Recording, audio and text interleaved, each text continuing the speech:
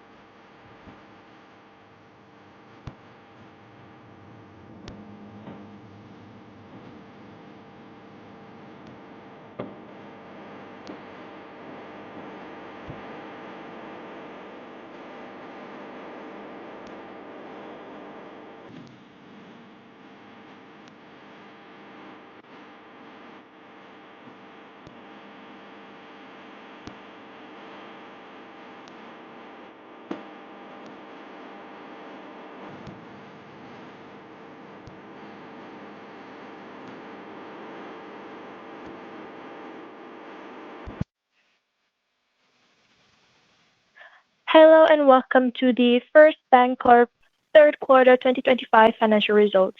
My name is Carla and I will be coordinating your call today. During the presentation, you can register to ask questions by pressing star followed by one on your telephone keypad. If you change your mind, please press star followed by two. I would now like to hand you over to the Investor Relations Officer, Ramon Rodriguez, to begin. Please go ahead when you're ready. Thank you, Carla.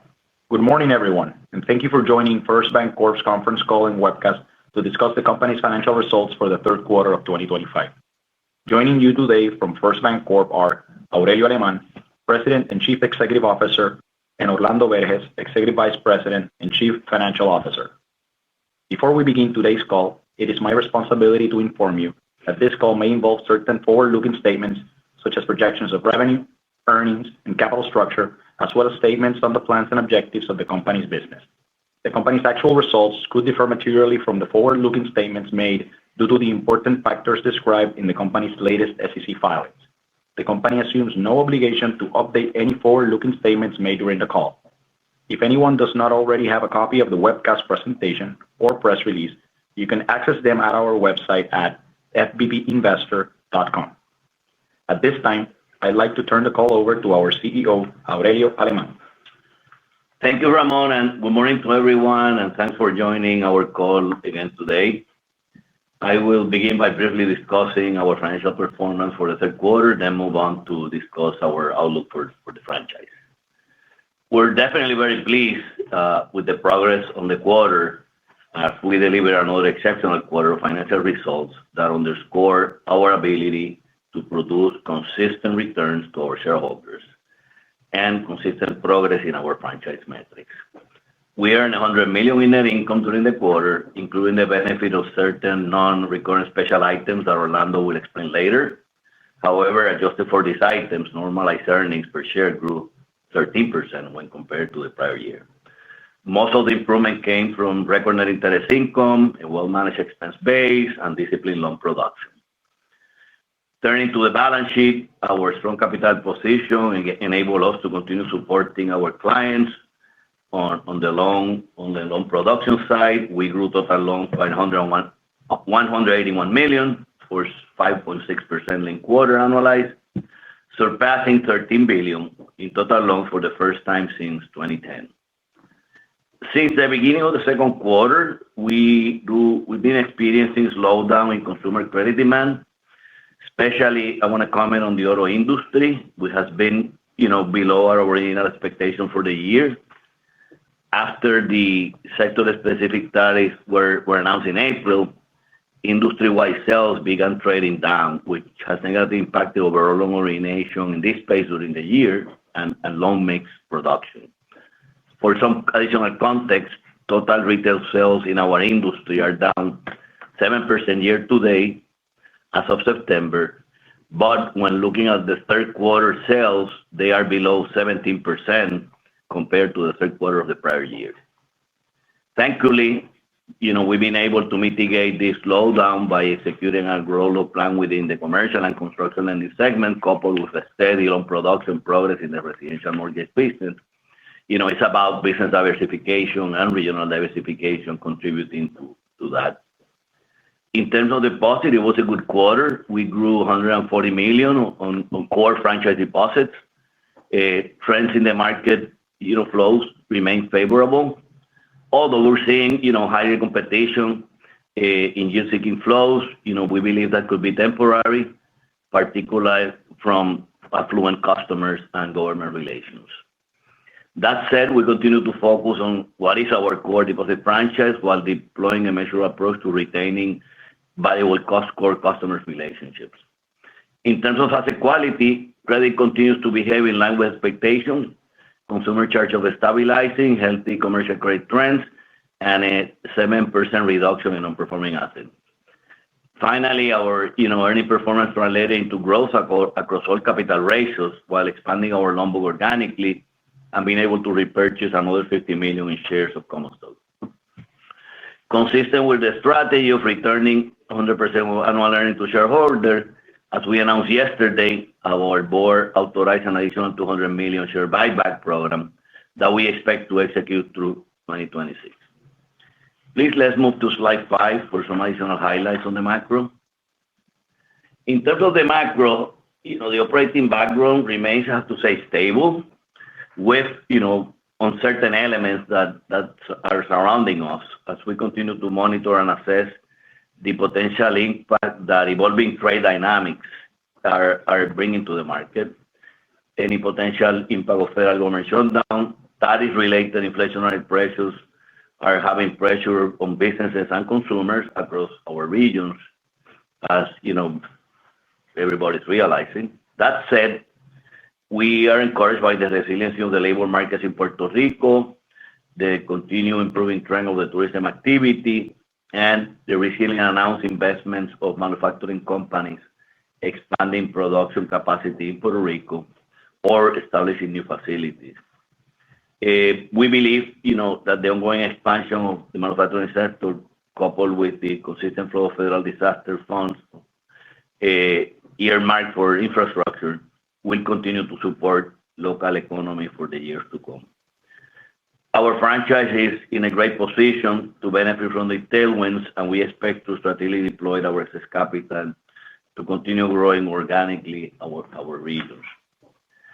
Year to date, total loan originations other than credit card utilization activity are up by 7% when compared to prior year. Being supported by sales discipline, client outreach, well-managed regional and business line diversification, which is really the strength of our franchise.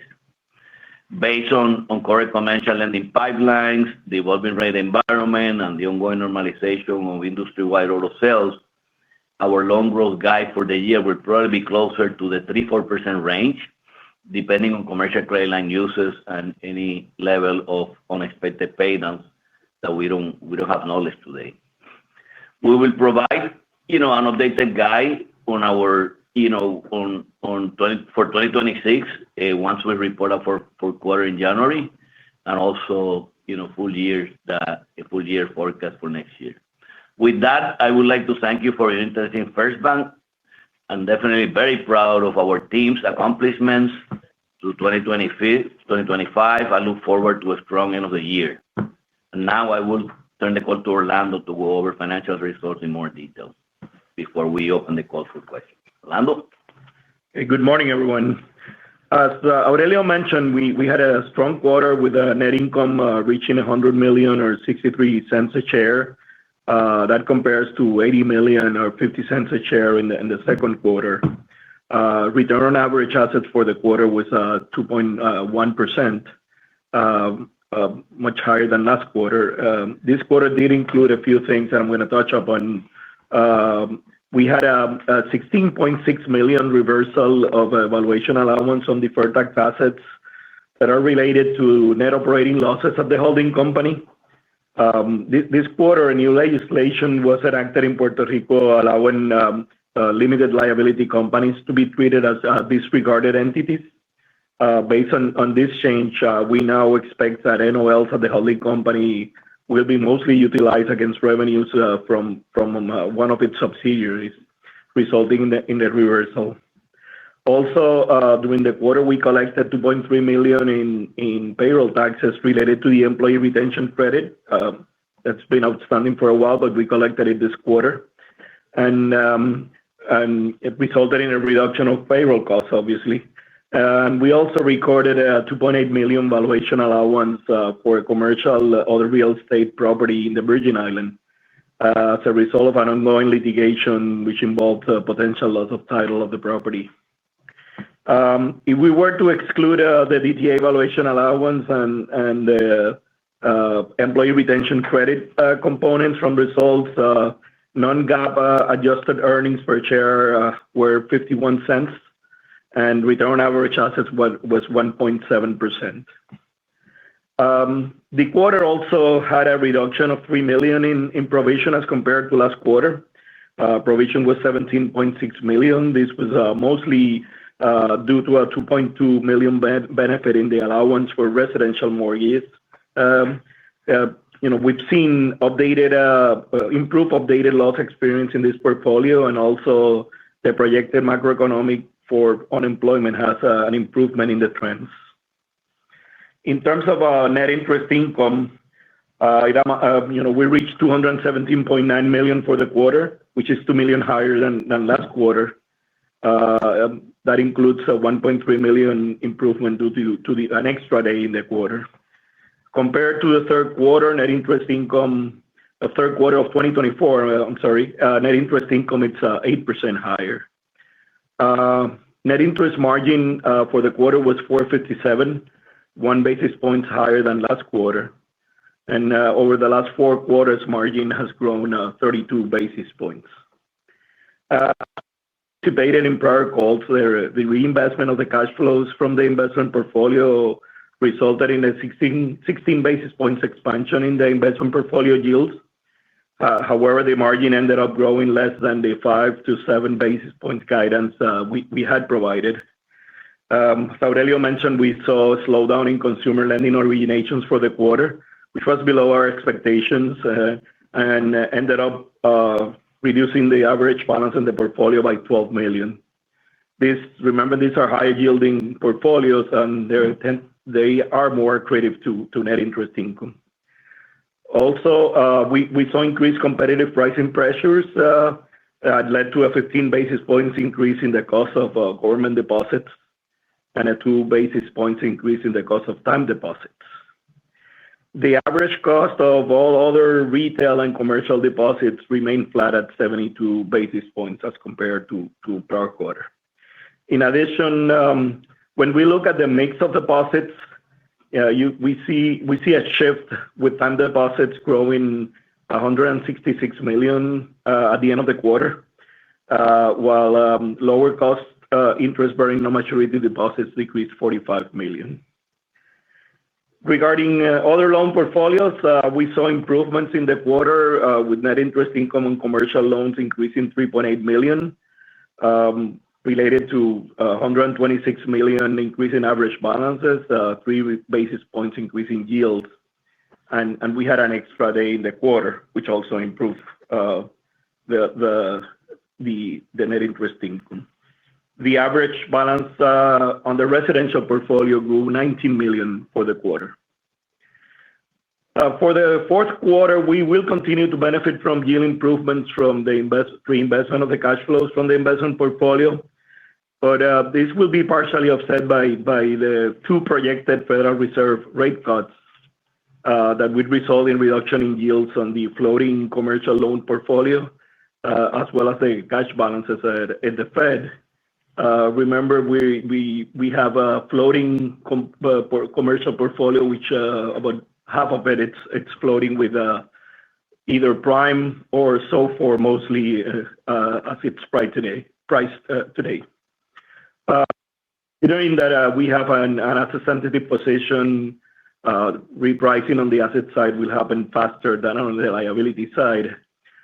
We expect that margin for the fourth quarter to be sort of flat, with increases in net interest income coming from loan portfolio growth. In terms of other income for the quarter, was relatively flat. Slight reduction on card processing income due to lower transaction volumes. Expenses for the quarter were $124.9 million, which is $1.6 million higher than last quarter, which is mostly due to the net loss on the OREO operation related to the $2.8 million valuation adjustment I just mentioned. Also, payroll expenses decreased $300,000 due to the $2.3 million employee retention credit that basically compensated for the $1.8 million increase we had from annual merit increases and from an additional payroll day in the quarter. If we were to exclude OREOs and excluding the employee retention credit, expenses were $126.2 million, which compares to $124 million in the second quarter, which is slightly above our guidance, but very much in line with the $125 to $126 million we had provided. The efficiency ratio for the quarter was 50%, pretty much unchanged also when compared to prior to the second quarter.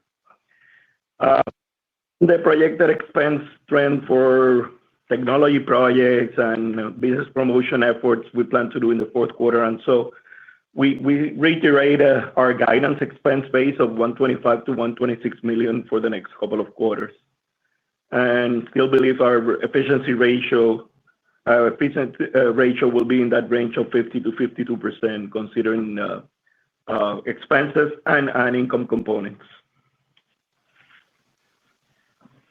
In terms of credit quality, it remained fairly stable in the quarter.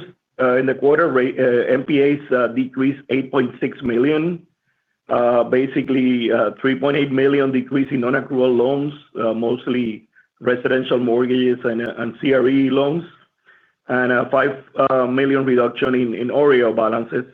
That includes the $2.8 million adjustment on the VI property I mentioned. Inflows to non-accrual were $32.2 million, which is $2.2 million lower than last quarter.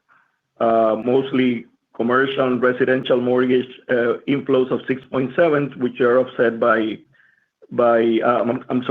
reduction of $6.7 million in residential and commercial, with an offset of $4.5 million increase in consumer inflows.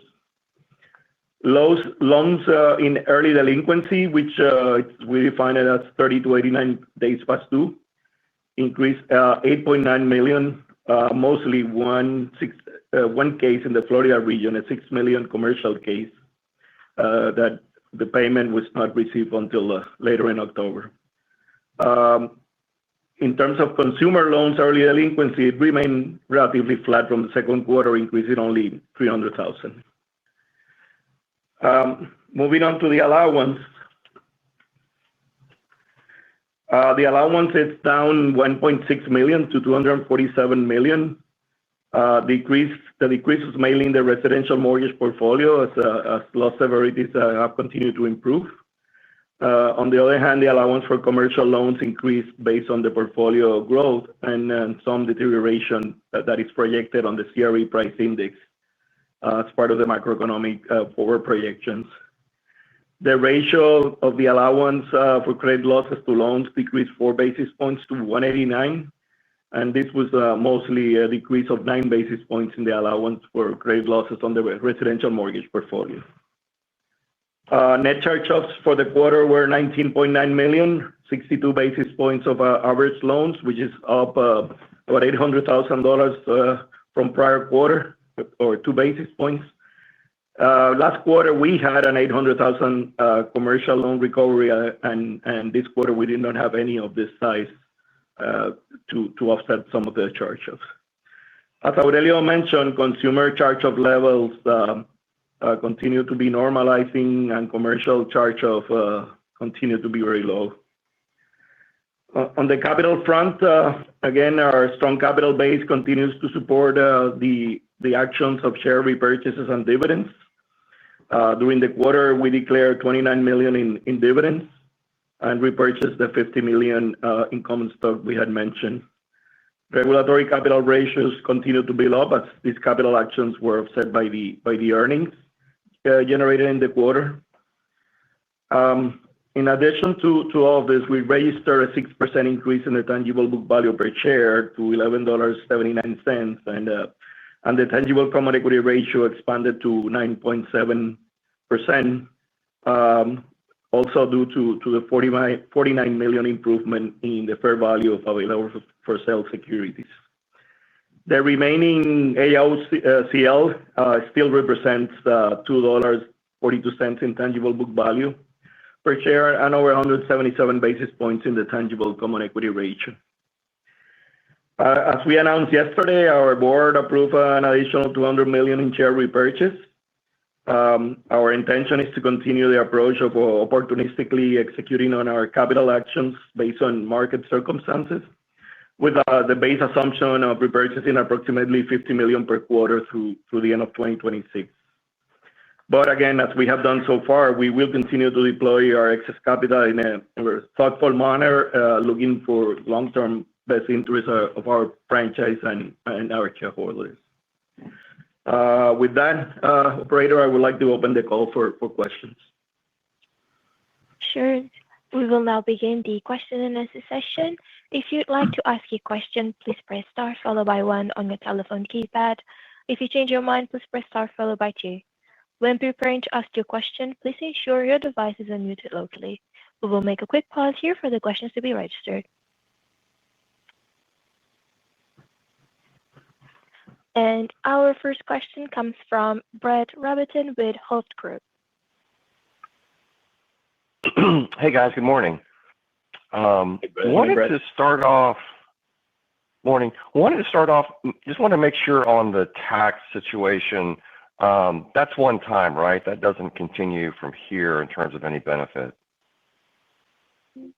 Well, there will be a benefit in the sense that we won't have reversals of deferred tax asset at these levels, but there is a benefit on the normal operating losses or expenses we have at the holding company. Those are annual expenses that now we're not yielding any tax benefit, and they will be offset also against revenues from this sub. So it's not that it's a huge amount, but you saw that the effective tax rate came down a bit, and that's reflecting some of that benefit. So not at the level of this reversal of DTA, but there is a little benefit on the effective tax rate going forward. Okay, that's helpful. And then wanted just to talk about, I've seen the stats, and I know that the auto lending is finally come in as expected for some time a bit. Any thoughts on the health of the consumer in Puerto Rico, and your credit trends seem fairly stable from a consumer perspective, but just wanted to hear any thoughts on how you guys are seeing on the grounds consumer activity. Well, I think it's clearly auto sales, we can call it normalizing. We were expecting for the year a 5% adjustment coming down. It's actually 7 year to date, but obviously it's disrupted by there were increased sales in the second quarter because of the tariff when they were coming. Now you see a reduction. Some sales were accelerated. So I think we need to see what happened this quarter to normalize those auto sales and see what is the real stable volume. They have fluctuated between 100 to 120 units, 20,000 units per year for some years. So we expect somewhere on that range. Probably the second half of the year will determine how we project 2026. Yes, credit demand is being lower. It's been on the other hand, unsecured credit demand has been a little bit lower. We remember 3 years ago, 2 years ago, we have been doing adjusted policies. We've seen the good performance of the portfolios across the board. And some of the higher losses that we experience in credit cards and unsecured are being leveling. So we expect stability on the consumer, but we don't expect portfolio growth as we achieved for some years. So the portfolio growth will come from Resi, which is performing excellent, and from the commercial portfolios that we continue to gain some share across the different sectors. So that I would say stability on the consumer. Obviously working hard to diminish any contraction of the portfolio, as we continue to move on with products and services on that segment. Okay. And then one last one, if I can, just around the margin guidance for flattish in the fourth quarter. Does that assume, in the face of the rate cuts, does that assume you are able to lower funding costs, deposits, even though the beta in Puerto Rico on the way up was obviously a lot slower than the mainland? Are you expecting the beta on deposits to be better on the way down? I think one element that definitely will come down. We have some index deposits at the government that they move with the rates, and some of that will come down. We don't see the other core retail products coming down yet.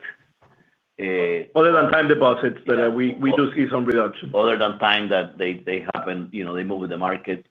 So there will be some reduction in on the cost of deposits expected to happen during the quarter. Obviously, how much that can offset the mix of the portfolio. Obviously the margin is very strong. So having less consumer loans at high yield impact the margin directly, as well as which segments of the deposits are growing, which this quarter we have growth on the CD book at market, not necessarily above market. So as an example, so it depends on the whole mix of the balance sheet, which is big. Yeah. Okay. Great. Appreciate all the color, guys. Thank you. And the next question comes from Timur Braziler with Wells Fargo. Hi, good morning. Good morning, Timur. Back on the deposits, can you just elaborate a little bit more on the competitive pressures that you're seeing on the government side? I guess how much economics are you having to give up? How much of that is going to potentially lower some of the benefits of being able to reprice those with some of these rate cuts? And then just lastly, you said that you were optimistic that some of these competitive pressures might abate here. Maybe just give us some color as to what gives you that confidence. Well, I think it's cycle matters. Some of these are contracted deposits that are indexed, so they are already contracted and they're not necessarily up for bid. So they will, if the rates move, they will move with them, either monthly or quarterly. So some of them are, in our case, probably 40% of the government book is on that pocket. I think the others, the city, whatever matures, obviously move down with rates. I think competitive pressures are really coming from the smaller players, not from the large players. And the way we manage that is, we go after operational accounts plus, what additional services the government entities need. But, we compete in pricing where we have other type of relationship, not just to get a CD or it really has to add something else to the mix of the products that we sell and the franchise services. Municipalities have and other governments have a lot of payment services, deposits, pay. So, and obviously to complement that, we compete on CDs when they come to the market. Okay. And I guess maybe tying that into kind of 4Q, 1Q, is the expectation that deposit costs drop with these subsequent rate cuts, or do some of these, I guess, how much of an offset could some of these competitive pressures be to the planned drop in deposit costs? We do expect some reduction in deposit costs coming down from as a result of the reduction in rates. The main point is that typically we have seen the betas on some of these deposit products move at there is a lag as compared to some of the floating asset products. So there is a timing issue in terms of when we see that on the asset side versus the deposit side. But we do expect reductions. It's just the pace at which all of them will come down. Okay. And then just on credit results at First Bank in 3Q were really strong. There was a couple, let's say, in-migration, inbounds on the NPL side for your competitor banks on the island, including some degradation maybe on Puerto Rico itself. I guess, to what extent does credit at the other banks influence your own level of reserving and the way that you're thinking about your own portfolio, if at all? Well, we've been telling for some time that we have a firm risk appetite and we have policies that we follow and we have the ticket, deal size tickets that we cap. And so it's really our methodology. It's really the performance of our portfolio. Obviously, if there are things that could impact an industry, we take that into consideration. But from what we have seen so far, we don't see any systemic or industry-wide impactful. Yeah. Other than we tend to look at each of our cases individually. And again, as Aurelio mentioned, unless we see something in industry, it would be more of what we're seeing on our own customer base and what are the results and the lines of business they have. Okay. Great. And then just last for me, I think more recently, First Bank has been open to doing maybe M&A on the mainland. Can you just remind us of what you would be considering in terms of size, location, assets, deposits, and kind of just your updated view on capital deployment here? Capital deployment priorities are obviously number one, organic growth. A fit in the Florida market could be an alternative. A fit for us, it's a franchise that enhances, our current franchise. It's very easy to originate loans in Florida if you have the right teams, and they move from one bank to the other. And as long as you have a good discipline of credit, you will perform well. And I think we have a history of that. I think it will definitely have to be complementary to our deposit franchise. That will be the profile. We have the capital, so size will depend. Yeah. Okay. Thank you for the call. Thank you. And our next question comes from Kelly Motta with KBW. Hey, good morning. Thanks for the question. Good morning, Kelly. Wanted to circle back to the competitive landscape in Puerto Rico. I appreciate the color around the government deposits. Wondering if there's been any, competitor competition from outside the Puerto Rico banks. If you've seen any new entrants into the market, and just opine on the competitive landscape. Thank you. Not on the deposits. It's really, what we see, it's more aggressive now on the smaller players, as I mentioned. Obviously, in the credit card business, there's always been, a lot of entrants, and they dominate. U.S. banks dominate the card issuance, including, the larger brands. So the larger banks. So nothing new on that front. Yeah. And it's also the credit unions that play in the market, but They're not. not coming from the outside. It's entities that have operations in Puerto Rico. Okay. Got it. That's helpful.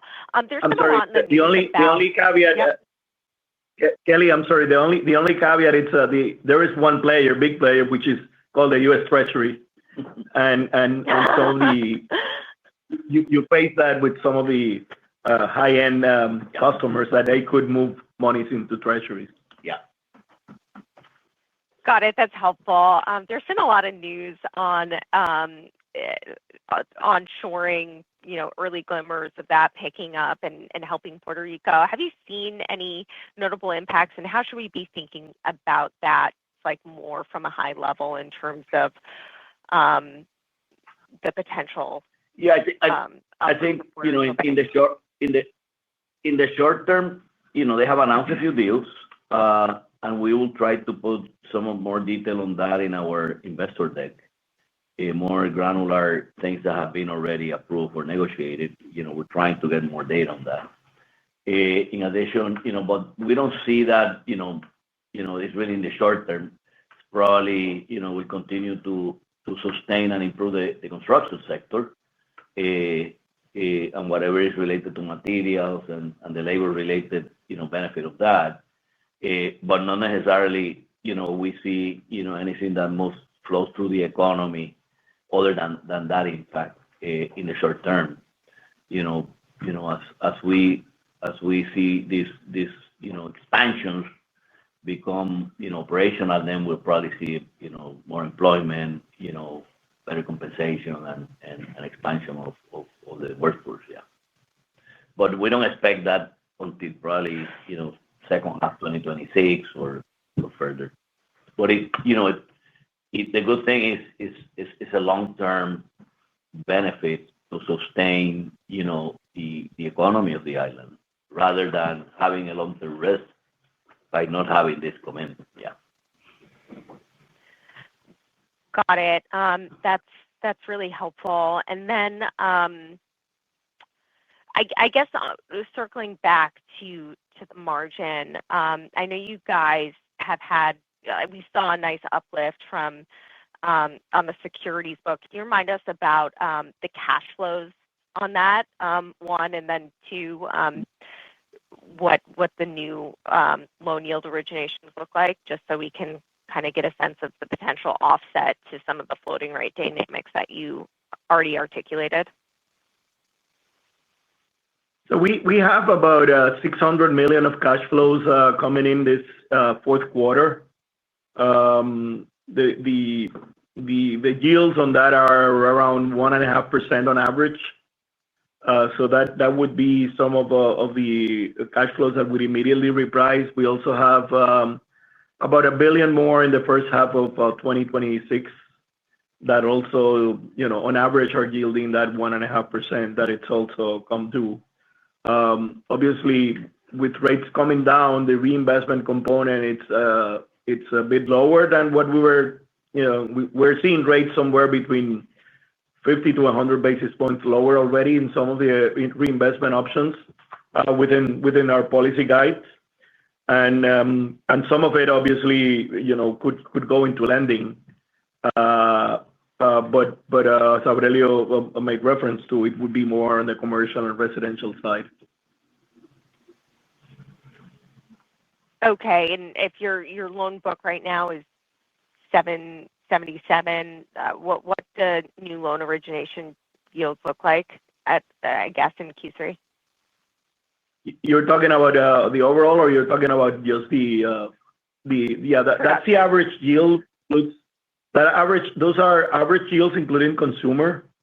If you take a look at the commercial side, mortgages, we're talking about sort of 6%, 6.25% kind of rates. Right? It's market, so whatever you see in the market. The commercial portfolio yields are right now, overall commercial portfolios, including everything, it's about 670 on average. So that's a combination of what goes into construction or CRE and C&I, obviously.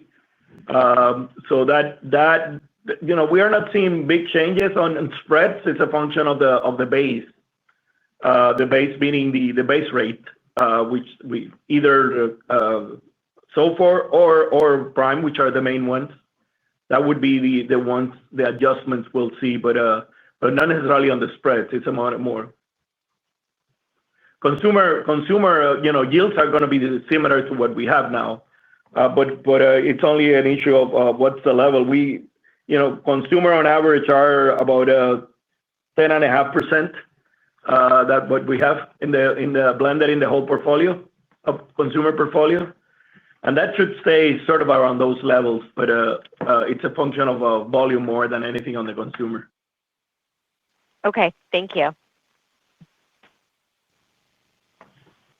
Thank you. So just as a reminder that if you'd like to ask a question, it's star one on your telephone keypad.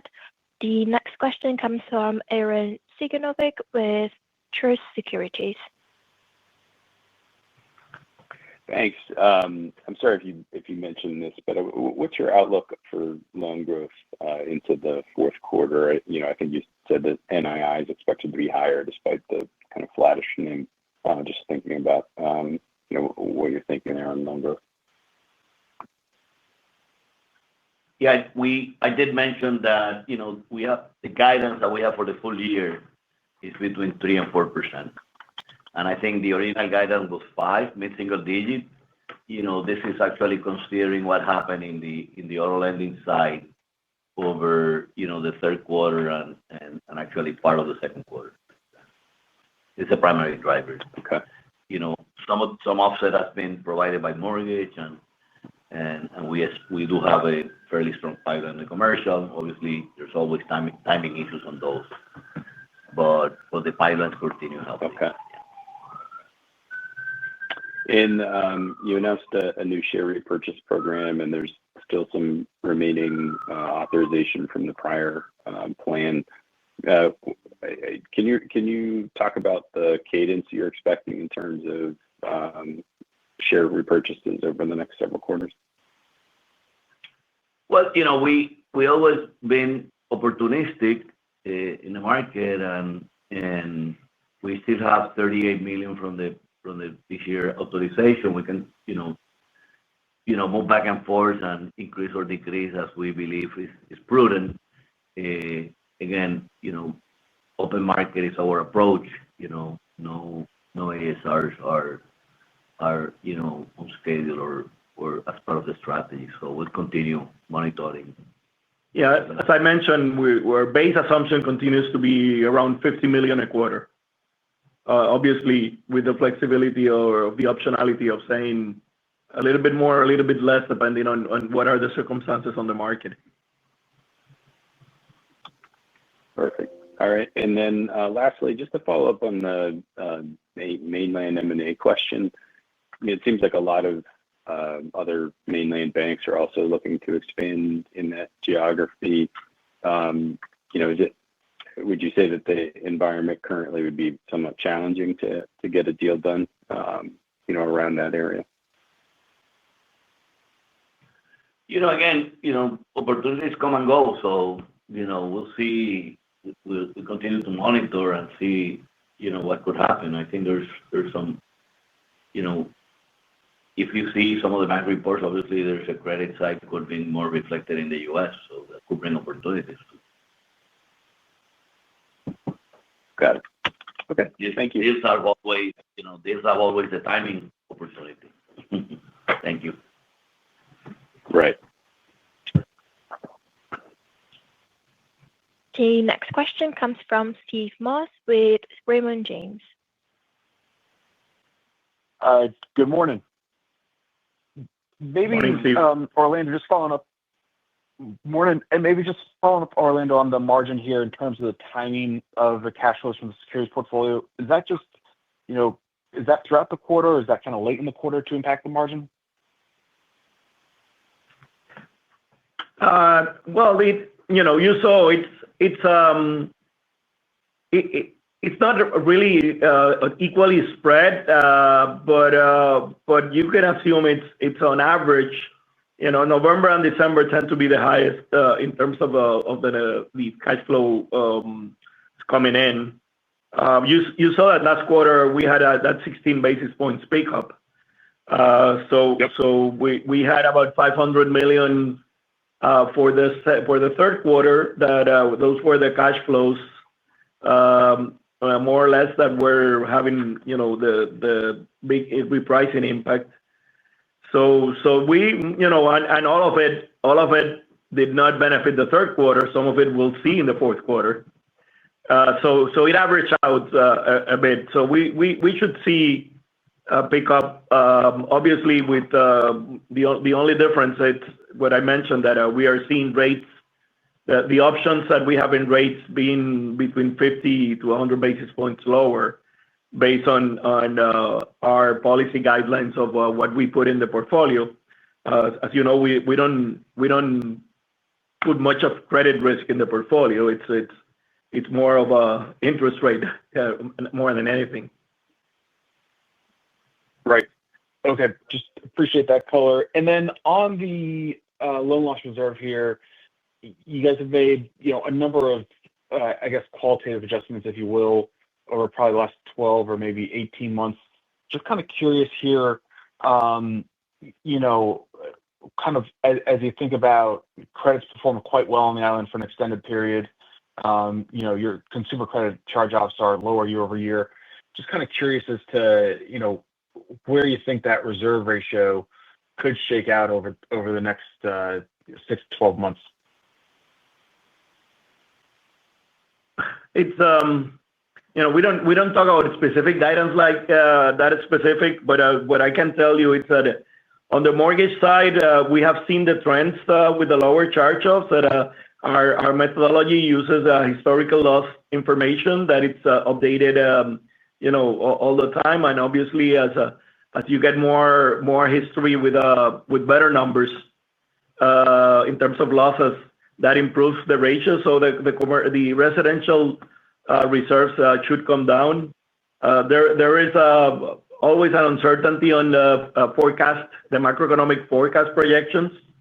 We've seen the stability on the unemployment sector, the unemployment ratios in Puerto Rico reflect on the way the trends are expected on some of the portfolios, especially when you look at the downside scenarios we do include in our reserves calculations.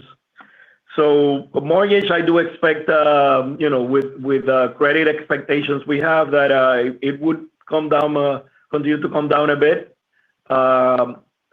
Consumer, we're still seeing, obviously, we had, as you mentioned, during 23 and 24, we saw increases related to those vintages of the older vintages, the 22 and 23 vintage.